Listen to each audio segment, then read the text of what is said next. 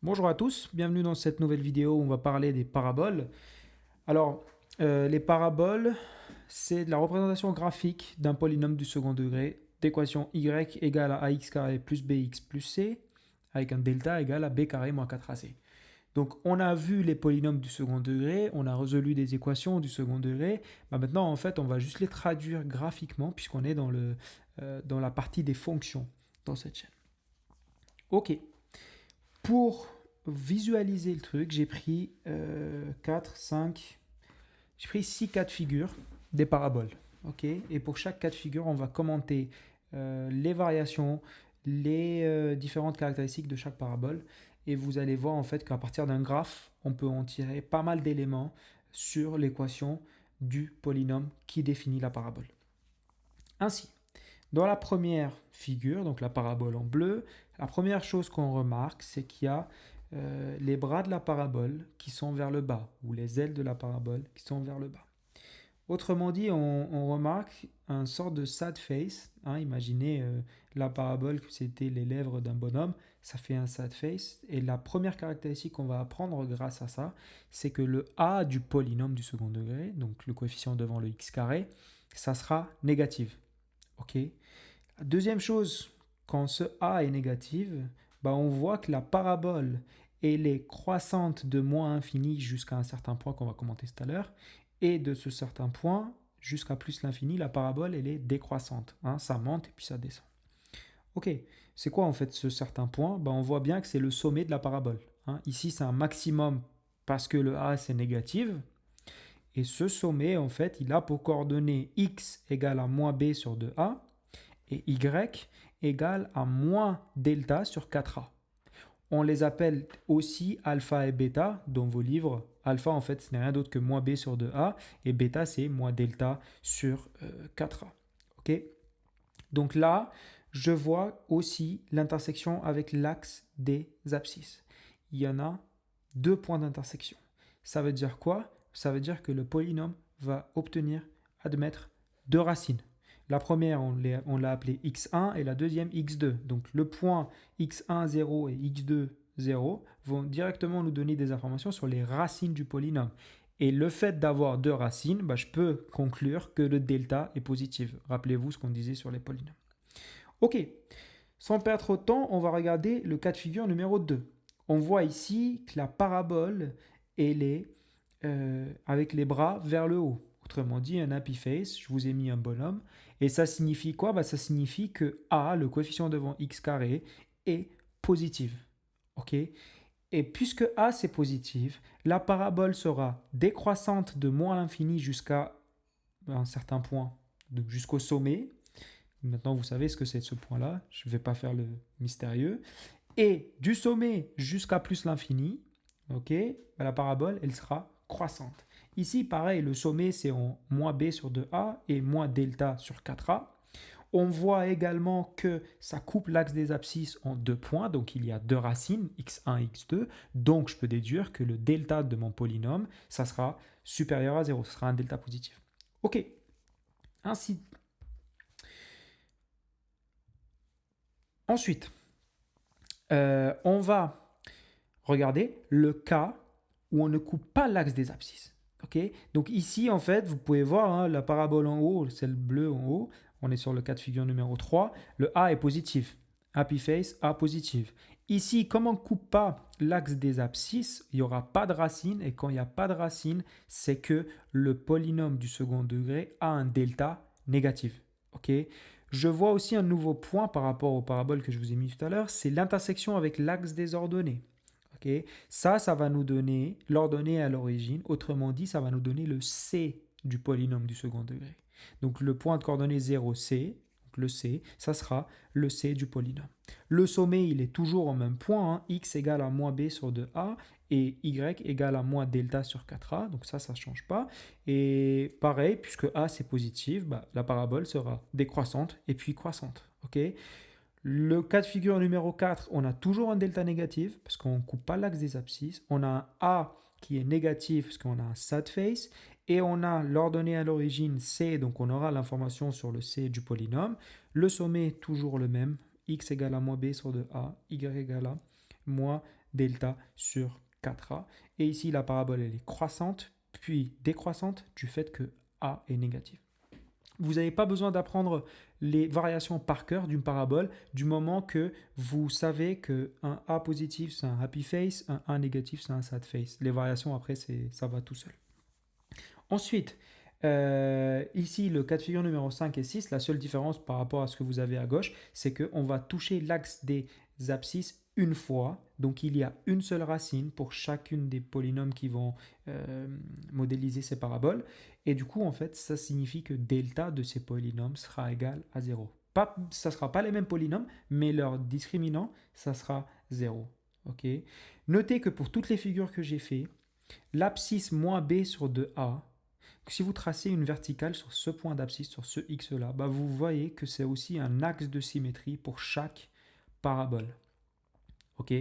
Donc là, on peut conclure cette partie-là, visuelle en tout cas, des paraboles. Et voilà comment on visualise maintenant les polynômes du second degré, parce qu'on sait que c'est des paraboles. Ok, on va parler aussi de la forme canonique d'une parabole. Et elle s'écrit f de x égale à a fois x moins alpha plus bêta, avec alpha, ce que je vous disais au début, hein, moins b sur 2a, et bêta, moins delta sur 4a. Et aussi, il ne faut pas oublier qu'une parabole, comme c'est un polynôme du second degré, peut aussi s'écrire comme une forme factorisée. Donc f de x égale à a qui multiplie x moins x1 et x moins x2. Le choix de la forme, le choix de la représentation que vous allez faire à votre parabole, imaginez qu'on vous donne un graphe, en fait, elle sera toujours choisie en fonction des éléments que vous pouvez exploiter du graphique. Okay. On ne va pas chaque fois utiliser la même modélisation pour la parabole, c'est-à-dire y égale à ax carré plus bx plus c. Ça peut être plus intelligent d'utiliser la forme canonique, comme ça peut être plus intelligent d'utiliser, par exemple, la forme factorisée, qui, par exemple, si on a les deux racines, ça sera plus facile de l'écrire comme ça. Ok. Donc, sans perdre plus de temps, on va commencer par le premier exercice. Donc, je vous donne une fonction, bien sûr, polynôme du second degré, y égale à 2x carré moins 10x plus 8. Et je vous demande de trouver le ou les points d'intersection avec les axes du repère, trouver les coordonnées du sommet et tracer le graphe à la fin. Okay. Donc, on va commencer par la première question, trouver les points d'intersection avec les axes du repère. Là, en fait, je vois, la première chose que je remarque, c'est que le C de ma parabole ici, c'est égal à 8. Du coup, en fait, comme je sais que le point d'intersection avec l'axe des ordonnées, c'est justement ce C, je peux dire que le point de coordonnées 0, 8 est le point d'intersection avec l'axe des ordonnées. Ok. Donc, ça, on l'a justement parce que je vois l'équation, C est égal à 8, je sais qu'on sait, en fait, on coupe l'axe des ordonnées, et du coup, j'ai directement une information. Maintenant, pour avoir les intersections ou l'intersection avec l'axe des abscisses, on avait dit tout à l'heure que c'est les racines du polynôme. Okay. Donc en fait, moi, je peux trouver les racines parce que j'ai déjà la forme du polynôme du second degré. J'ai déjà son équation, je peux trouver les racines en faisant le delta machin, comme on a vu ensemble. Et du coup, il suffit juste de les trouver et de dire, voilà les points d'intersection. Donc, si je trouve les racines, 2x carré moins 10x plus 8 égale à 0. Ici, on va trouver un delta qui est égal à 100 moins 4 fois 8 fois 2. Ok, donc ça sera 100 moins 64. Et donc ça sera 36. Donc mon x1, je vous laisse vérifier, ça sera 10 moins 6 divisé par 4. Donc 4 divisé par 4, ça sera 1. Et mon x2, ça sera 4. Je ne suis pas un génie, j'ai déjà fait les calculs en amont. Mais vous faites 10 plus 6 divisé par 4, ça vous fait 4. Ok. Ensuite, trouver les coordonnées du sommet. Facile. Le sommet, en fait, il a pour coordonnées quoi? Moins b sur 2a et moins delta sur 4a. Okay. Si je prends le b de mon polynôme, du coup, ça sera moins 10 divisé par 2 fois 2 et moins 36 divisé par 4 fois 2. Ainsi, ça sera 10 divisé par 4 ou moins 36 divisé par 8. Autrement dit, ça sera 5 demi. Et moins 36 divisé par 8, moins 9 demi. Ok. Là, on va tracer le graphe cette fois-ci et on va voir comment placer chaque point. Ok. Donc ici, le graphe, il est déjà tracé pour gagner un peu de temps pour la vidéo. Mais si vous voulez, j'ai placé premièrement les racines, donc 1 et 4. J'ai placé l'ordonnée à l'origine. Je sais que mon A ici, il est positif, happy face, donc les ailes de parabole seront vers le haut. Et j'ai placé le sommet 2,5, 4,5. Attention, c'est pas pile poil placé en 4,5, mais c'est parce que je ne pourrais pas dessiner mieux. Mais l'idée, c'est vous placer le sommet et ensuite la parabole que vous allez tracer, c'est la parabole qui va relier tous les points. Donc tout ce que j'ai fait là, vous allez le refaire en mettant les bons points. Ok. Donc voilà comment on fait pour tracer une parabole étant donné qu'on a quelques informations de la part du polynôme qui le définit. Ensuite, on a, à l'aide du graphe ci-dessous, trouver l'équation de la parabole. Donner les coordonnées du sommet. Ok. Premièrement, on va trouver l'équation de la parabole. Et si on a l'équation de la parabole, coordonnées du sommet, c'est très simple. Il suffit juste de calculer le delta, avoir le b, etc. Donc, ici, qu'est-ce que je peux faire? Je vais vous donner une méthode qui marche à tous les coups, peu importe le type de point que vous avez, même si ici, ce n'est pas la manière la plus intelligente de résoudre cet exercice. Donc pour ceux qui regardent et qui font d'une autre manière, je vous confirme que celle que vous faites est potentiellement meilleure que celle-ci.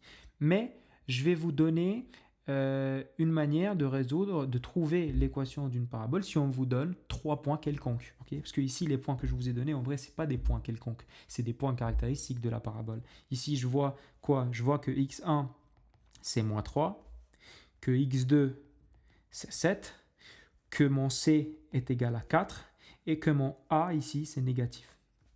Okay, c'est tout ce que j'observe. Et du coup, le fait d'avoir les racines, je serais tenté d'utiliser la forme factorisée du polynôme, ça sera plus facile de résoudre, mais on ne va pas faire ça. On va faire une manière générale de trouver l'équation d'une parabole, étant donné qu'on a 3 points. De toute façon, vous pouvez calculer l'équation d'une parabole du moment que vous avez les 3 points de la parabole. Ok. Donc là, ce qu'on va faire, c'est que je vais prendre l'équation de la parabole, l'équation générale, ax carré plus bx plus c, et chaque point, je vais l'injecter dans l'équation, un peu ce qu'on faisait avec les droites dans la vidéo précédente. Donc là, je prends par exemple le point moins 3, 0, donc y sera égal à 0, x sera égal à moins 3, donc a fois moins 3 au carré, plus b fois moins 3, plus c sera égal à 0. Ok, là, le deuxième point, c'est 0,4. Donc, 4 est égal à a fois 0 au carré plus b fois 0 plus c. Et le troisième point, 0 égale à a fois 7 au carré plus b fois 7 plus c. Okay? On a créé donc un système avec 3 inconnus. Bon, 2 inconnus, puisque la deuxième équation va nous donner directement c. Donc, je réécris c égale à 4. J'écris que 9a moins 3b plus c, mais du coup à la place de c, je mets 4 égale à 0.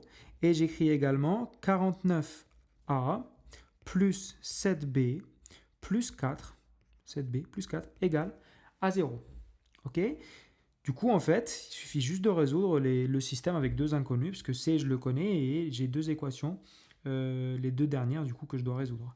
Ainsi, je fais une substitution, je vais exprimer dans la deuxième équation, je vais exprimer b ou a en fonction de b, okay, ou b en fonction de a, laquelle vous voulez, c'est pas difficile, moi je vais dire que 3b est égal à 9a plus 4, autrement dit, b égale à 9a plus 4 divisé par 3, autrement dit, ça sera 3a plus 4 tiers. Voilà mon b. Et à la place de b en bas, je vais mettre l'expression en fonction de a. Donc on aura 49a plus 7 fois 3a plus 4 tiers plus 4 égale à 0. Donc là, je vais réécrire 49a plus 21a plus 28 sur 3 plus 4 est égal à 0. 7 fois 4, 28. 28 divisé par 3. Donc là, ça va me donner 70A plus 28 divisé par 3 plus 12 divisé par 3 égale à 0. Le 4, je l'écris 12 divisé par 3. Autrement dit, 70A plus 40 divisé par 3 égale à 0. OK. Et ensuite, 70A égale à moins 40 divisé par 3. Autrement dit, A égale à moins 40 divisé par 3 fois 1 sur 60. Je divise les deux côtés par 60, ça revient à multiplier par l'inverse du 70. Pardon, 70. Donc 0 avec 0, ça se simplifie et ça me donne que A en fait est égal à moins 4 sur 21. Ça colle bien parce que moi je m'attends à avoir un A négatif étant donné l'allure de la parabole. Ensuite, là en fait je dois déduire le B. Je sais que B en fait ça sera 3A plus 4 tiers, donc ça sera 3 fois moins 4 sur 21 plus 4 tiers. Okay. Autrement dit, ça sera moins 12 sur 21 plus 4 tiers. Autrement dit, ça sera moins 12 sur 21 plus 7 fois 4 sur 21. Je trouve le même dénominateur un peu rapidement. Ce n'est pas le but ici. 21, ça fait moins 12 plus 28 qui est égal à 16 sur 21. Et voilà mon B que j'ai trouvé. Et j'ai mon C. Et je peux dire que l'équation de la parabole s'écrit comme étant moins 4 sur 21 x carré plus 16 sur 21 x plus 4. OK? Et pour connaître le sommet de cette parabole, il suffit juste de calculer les deux coordonnées du sommet. Donc x sommet, ça sera en fait moins b sur 2a. Autrement dit, ça sera moins 16 sur 21 divisé par 2 fois moins 4 sur 21. Donc ça sera moins 16 sur 21 fois 21, enfin moins 21 sur 8. Okay. J'ai inversé le dénominateur en bas. Donc moins 21 avec moins 21 et le moins ici, ça va disparaître. Donc ça va me faire 16 divisé par 8, ça sera 2. Mon x du sommet, c'est 2. Et si je vois dans la figure ici, bah, je vois bien que mon x, le sommet, là, il est en x égale à 2. C'est l'ordonnée que je n'arrive pas à voir correctement, mais du coup, on va pouvoir le déterminer. Parce que vous dites que y du sommet, c'est moins delta sur 4a. Le delta, en fait, c'est moins b au carré moins 4ac divisé par 4a. Vous avez donc moins 16 sur 21 au carré moins 4 fois moins 4 sur 21 fois 4. Le tout divisé par 4 fois moins 4 sur 21. Le résultat, vous allez avoir 100 divisé par 21. OK? Les calculs, vous prenez la calculette, vous les faites. Il ne faut pas faire un calcul mental.